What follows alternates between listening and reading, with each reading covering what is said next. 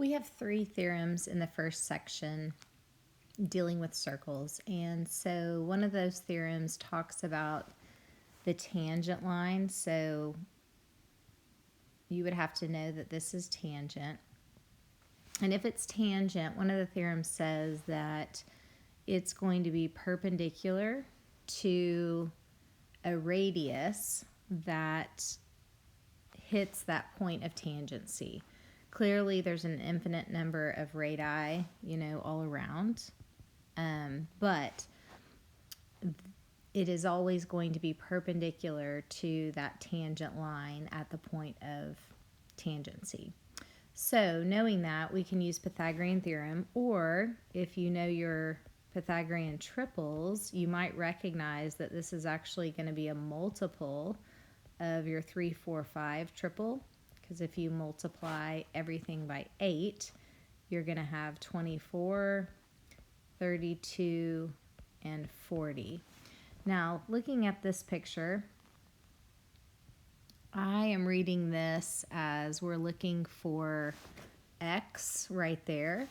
So we know that the hypotenuse is going to be 40. So that portion that I highlighted in yellow would be 40 units.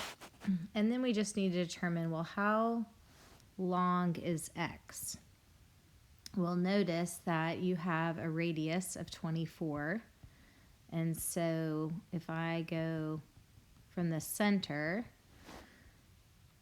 out to the circle, that radius is also 24, just like this radius, just like any of the radii that I could actually draw in. So that would leave you with x has to be 40 minus that 24, which would give you 16 units. And so 2 of your theorems are really dealing with that tangent line, but basically that tangent line is perpendicular to the radius at this point of tangency. So you're going to be able to use right triangles. Another theorem that we are going to look at talks about when you have an exterior point from the circle and you have 2 tangents from that exterior point. So notice we have 2 tangents, and what the theorem says is that PQ, the length of PQ, has to be congruent to QR. And by looking at them, they look the same. So, of course, use your common sense that those segments look to be congruent. And so then we could say, okay, the measure of PQ is going to equal the measure of QR. And then we could plug in our values. So we could say 14x minus 13 is going to be equal to 8x plus 5. Then we could get all of our x's together and at the same time get all of our numbers together.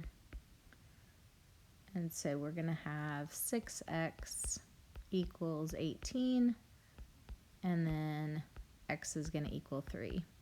Now I could have asked you the value of PQ, and if that was the case, you would just plug in your 3, and so you should get 29